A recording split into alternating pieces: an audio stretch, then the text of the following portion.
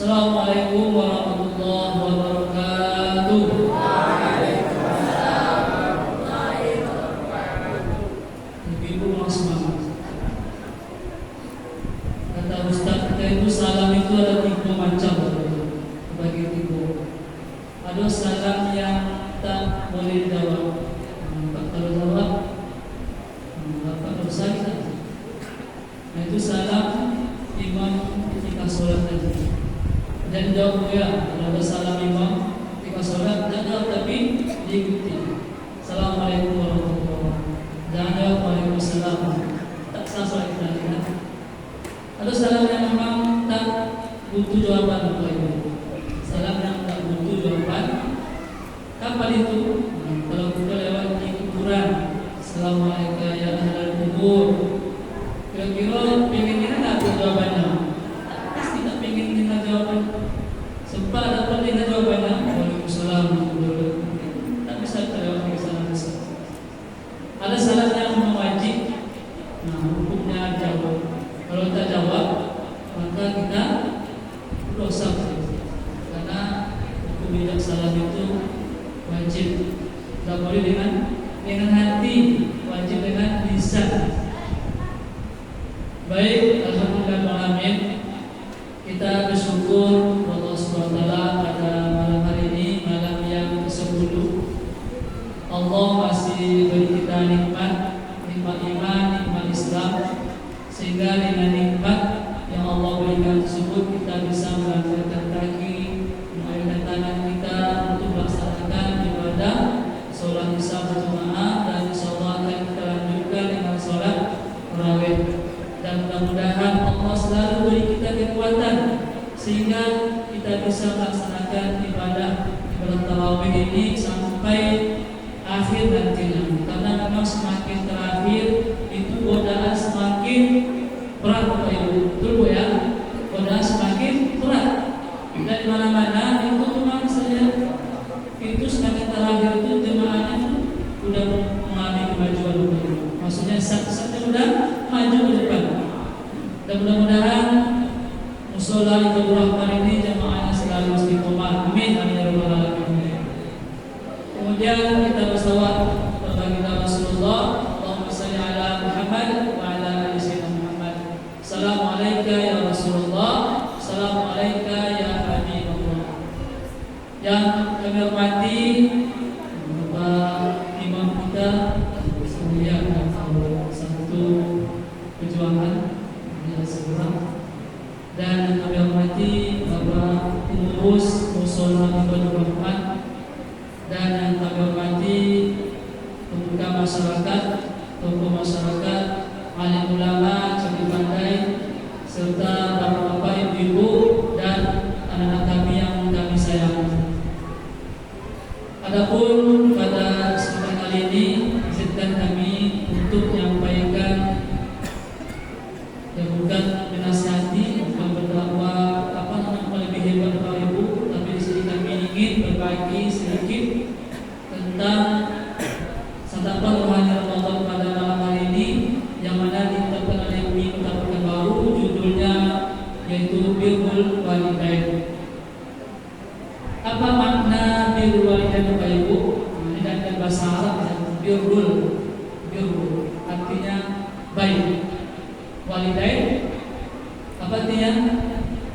Kedua orang tua. Jadi berbuat baik atau berbakti kepada kedua orang tua. Setiap kita Bapak Ibu pasti memiliki orang tua. Jadi kewajiban kita sebagai seorang anak itu wajib berbuat baik kepada kedua orang tua kita. Karena ini perintah Allah Subhanahu wa taala dalam Al-Qur'an. Jadi hukumnya wajib. Bagi yang tidak melaksanakannya, maka dia telah berdosa kepada Allah Subhanahu wa taala. Sebagaimana Allah Subhanahu wa taala berfirman dalam surah Luqman ayat 14, A'udzu billahi minasyaitonir rajim, wa wasaynal insana biwalidayhi hamalathu ummuhu wahnan 'ala wahnin wa fisaluhu fi 'amaini an ishkur li wa liwalidayka ilayya al-masir. Dan telah kami wajibkan wasiatkan pada manusia untuk berbuat baik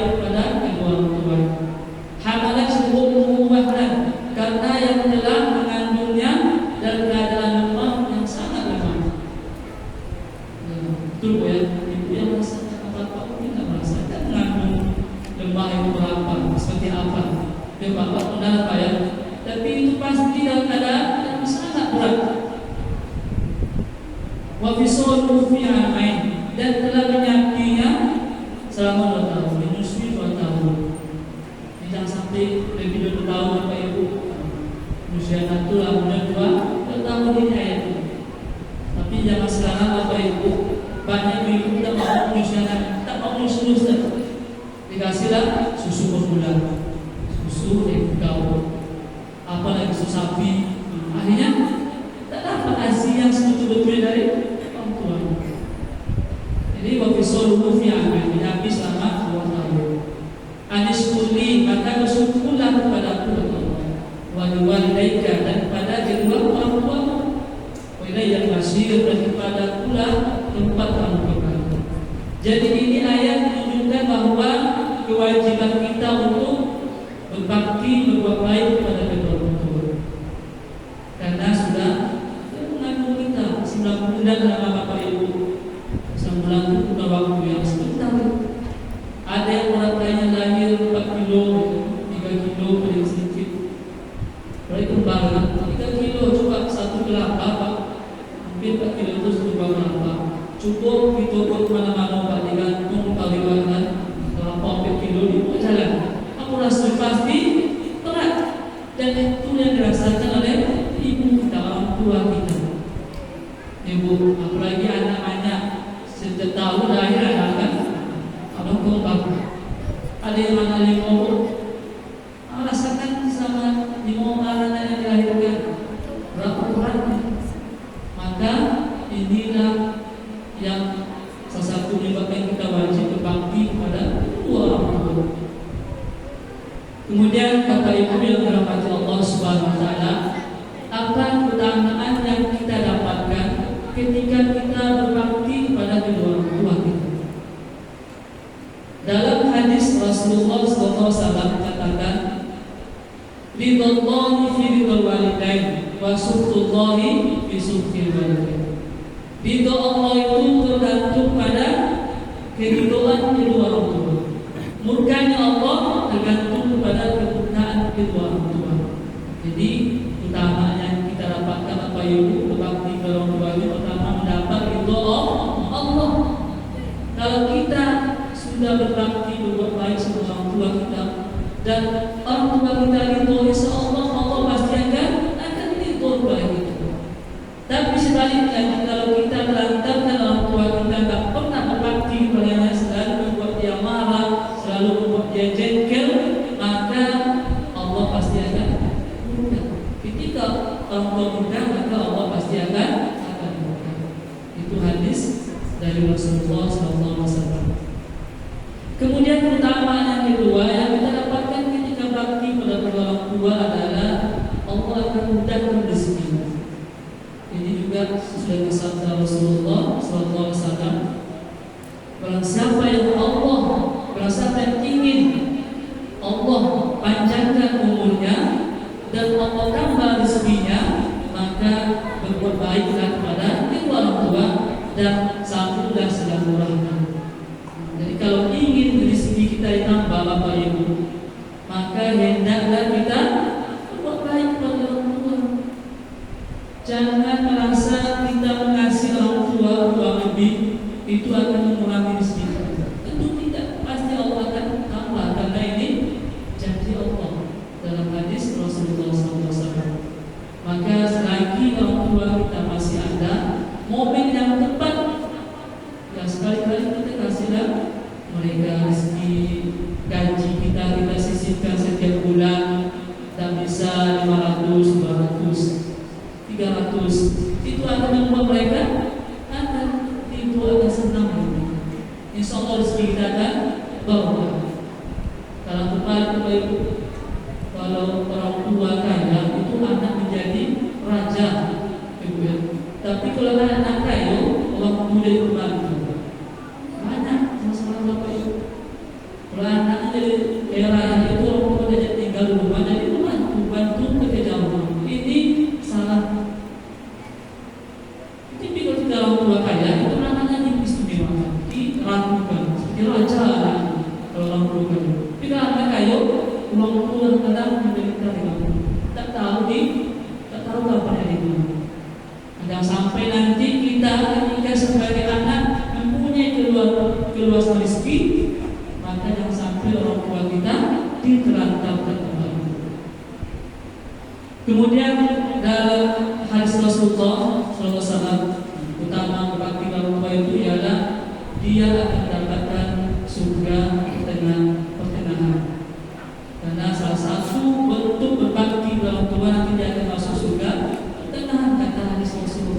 SAW.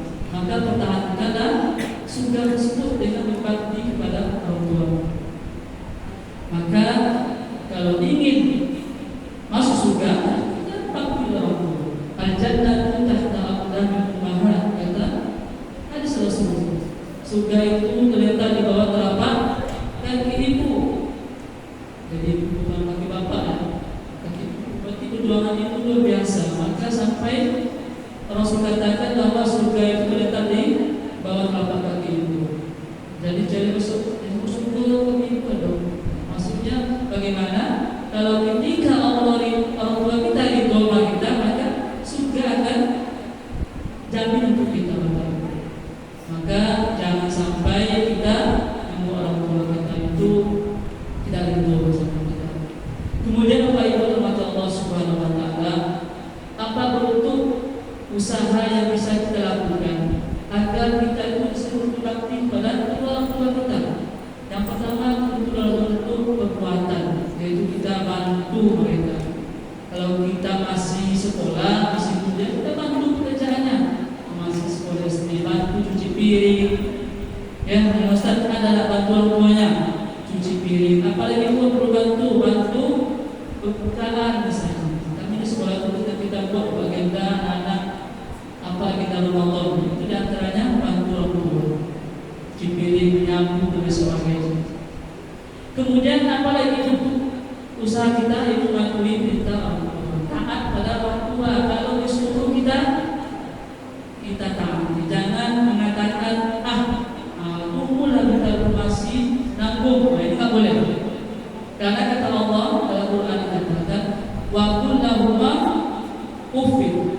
Janganlah mengatakan uff pada kedua orang tua. Wa qul lahuma kalimah, katakanlah perkataan yang baik. Jadi jangan kita mengatakan dan sebagainya. Itu dilarang oleh Allah Subhanahu wa taala. Anak zaman sekarang ini sudah mulai beralasan Bapak Ibu. Sebentar lagi pun masih nanggung. Udah aja lah. Ini kita bentuk itu bentuk yang tak boleh diucapkan. Kemudian apalagi yang perlu kita lakukan bentuk usaha kita untuk bakti orang tua, yaitu dengan bersikap sabar. Sabar dalam menghadapinya. Apalagi kalau orang tua kita sudah tua, tentu dia akan kembali kepada seperti dilahirkan lagi Bapak Ibu. Dan ketika tua itu akan kembali seperti semula dilahirkan, seperti anak-anak Bapak Ibu. Ya ada anaknya, ada pipis dalam celana, seperti itulah mereka kita bersabar. Kita waktu kita dulu Bapak Ibu, waktu masih lahir itu di pipis, kita selalu pipis. Orang tua kita bersabar. Sana, Masya Allah, udah enek. Tak ada yang ada marahnya Bapak Ibu. Waktu masih lahir, tidak pernah orang tua kita itu aceh pula sendiri. Tidak pernah. Kalau tahu masih lahir itu di sekolah. Ketika mereka tua, kita harus sabar, tidak akan kembali seperti bayi. Kita harus rawat mereka. Pasti dia akan cebok, tak bisa. Ada kebiasaan yang seperti itu. Karena Allah akan kembalikan ciptaannya seperti anak-anak. Maka kita harus bersabar. Kadang-kadang pulang tak tahu jalan lagi Bapak Ibu. Karena sudah minggu sudah lupa. Maka kita harus bersabar merawatnya. Dimandikan. Adalah Bapak Ibu kita lakukan, dimandikan orang tua kita ketika mereka sudah tua renta. Ini harus kita lakukan. Harus bersabar menghadapi mereka, karena mereka dulu waktu kita masih kecil, dia juga sangat sabar dalam mendidik kita, dalam mengajarkan kita, dalam menasihati kita. Jangan sampai dibentak-bentak dengan perkataan yang kasar, tapi yang orang-orang berangkat. Bahkan ada orang kaya, orang tuanya dianggap sebagai penghalang kehidupannya. Katanya ada yang diantarkannya ke panti asuhan. Astagfirullah, ini perbuatan yang sangat menyedihkan. Dia dirawat sejak kecil dan sampai dia sukses, anaknya disekolahkan, dimuliakan, dan tua mempunyai nanti bukan dibantu. Ini tindakan yang sangat kejam. kesempatan kita lah bagi orang tua yang masih ada, dan kita doakan mereka. Kita doakan mereka. Maka kita harus bersabar dalam menghadapi apapun yang mereka lakukan.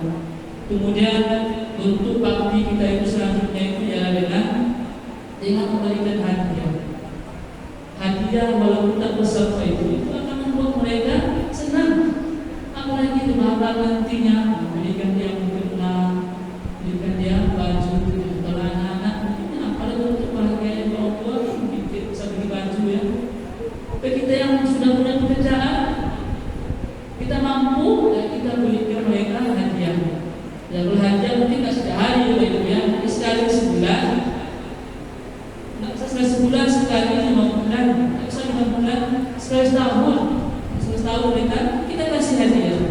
Apalagi dikasih hadiah umroh, luar biasa. Kemudian berikutnya yang bisa dilakukan bukti kita bakti orang tua itu ialah membuat mereka bangga pada kita.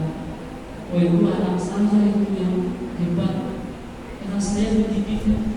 Masya Allah, itu akan senang orang tua kita kalau kita buat dia bangga pada kita. Maka oleh itu itulah salah satu bentuk yang bisa kita lakukan untuk bakti kita kepada kedua orang tua. Dan mudah-mudahan Bapak Ibu kita semua termasuk dalam orang-orang yang selalu berbakti kepada orang tua. Dan kita sebagai anak tentu harus selalu mendoakannya, mendoakan dalam baik yang sudah ada atau yang sudah meninggal, kita doakan Bapak Ibu. Karena salah satu amal yang selalu akan tak terputus, kata Nabi dalam hadisnya, "Idza mata ibnu Adam faqata amalu illa salat." Apabila mati ada maka pupuslah segala amal perbuatannya. Tak ada lagi yang tinggal kecuali 3 Bapak Ibu.